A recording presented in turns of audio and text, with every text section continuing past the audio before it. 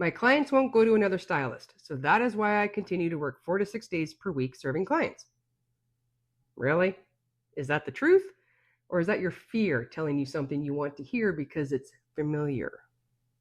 Now I get it, fear is loud. Yes, that's true.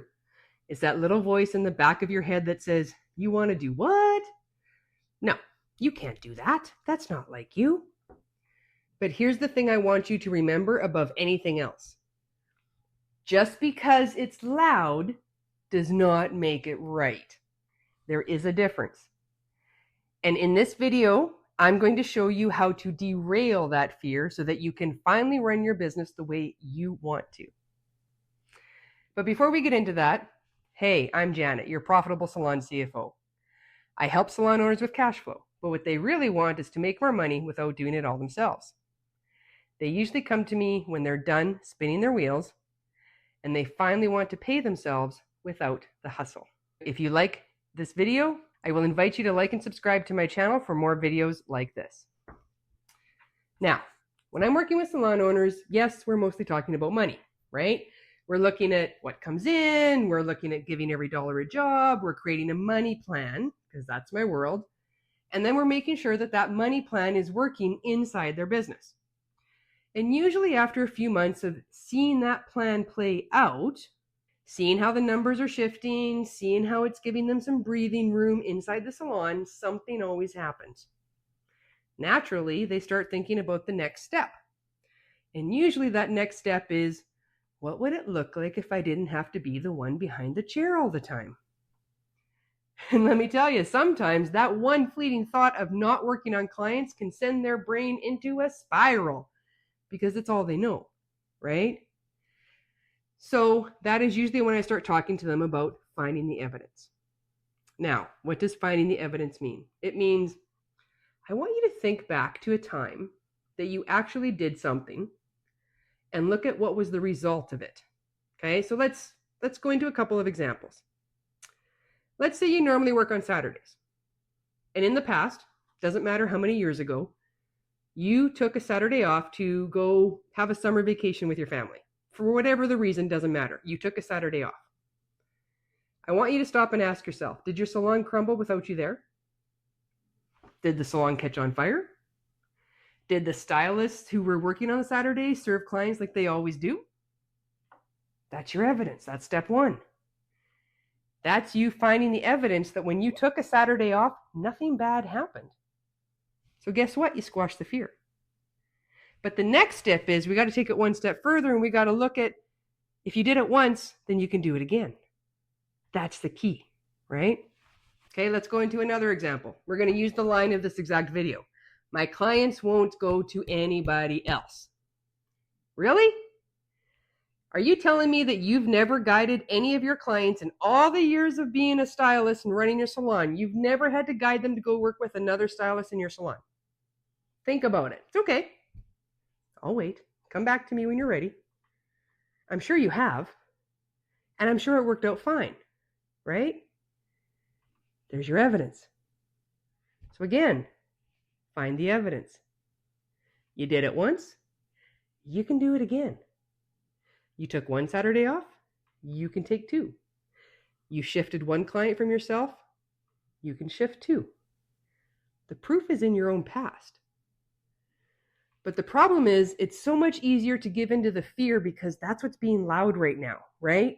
When in fact, what we need to do is look at our own past and find the evidence that if we did it once, we can do it again. And to be honest, this isn't just for salon owners. This is for anybody stepping into the role of CEO, from doing the work into stepping out of it to run the business. I give this advice to anybody that I coach, and even myself. Okay, like I coach bookkeepers as well. And I'm coaching them to get out of the overwhelm so that they can use their firm as a tool to fund their personal life, and they can step into advisory. So I'm coaching them through a program that they spend a year with us, and we're helping them, we're guiding and supporting them to stop doing all of the work themselves and move into the advisory role. So a few weeks ago on one of our coaching calls, one of the bookkeeping coachees, she was telling us the story of how she woke up at 3 a.m. with a panic attack. At first, she didn't know what the panic attack was about. But then it came clear to her what she was happening was this particular program that I'm coaching her in, even though it's a 12-month investment, we're getting down now to our last 6 weeks or so in the program. And so she started panicking about, oh my God, I don't have enough time. I haven't done as much work. I need to keep going, right? I need to start working more hours to get this work done. And now normally her husband will calm her down, but her husband just happened to be out of town this week. So I asked her on the coaching call, I said, okay, then what did you do? She said, honestly, I went to my Post-it note wall. Okay, so I want you to picture your full wall. And we as bookkeepers, because we're very linear, we write everything down and we love our to-do lists, right? So she had a wall full of Post-it notes and they're just random. There's no pattern to these Post-it notes. Just multiple yellow Post-it notes all over her wall where she just brain dumped everything that she needed to do in order to get this program done. So she went to her Post-it note wall. And she actually started reading everything on her notes. I don't know how many she had on her wall. Doesn't matter. The point is, she started reading each of the notes. And as she was reading them, she's like, oh, I did do that. Oh, I have done that. And she pulled a note off the wall. So she started going through every single Post-it note on the wall. And she's like, yep, I did that. Yep, I did that. And every time she did it, she'd take it off the wall. So by the time she got to the very last note, it was really easy for her to see how much the Post-it note wall had shrunk. That was her evidence. That was her proving to herself that, yeah, I actually have done a lot of work. And I don't need to be as panicked about it as I once was. She calmed herself down. She found her evidence. Once she found her evidence, then she proved to herself that she'd done the work. So therefore, if she'd done the work on the Post-it notes that she pulled off the wall, then that means she can continue to do the work on the Post-it notes left on the wall. See where I'm going with this? So she found her evidence and then proved to herself that she's already done it. And I said to her, after I congratulated her for doing that, she soothed herself, right? I said, you just proved to yourself that you no longer need your husband to walk you through this. And you also just taught yourself a technique without even realizing it, that the next time you start having thoughts like this, that it's just your fear talking, getting louder and louder, but you now have a technique that you can go do to finding your evidence to prove it wrong. That's what it's all about.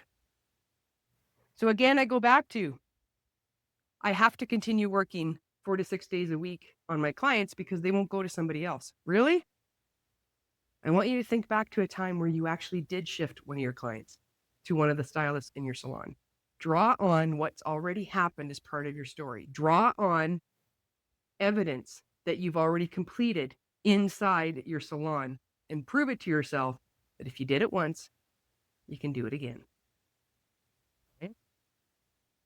So that's all I have for you today. So my name is Janet. I'm your Profitable Salon CFO.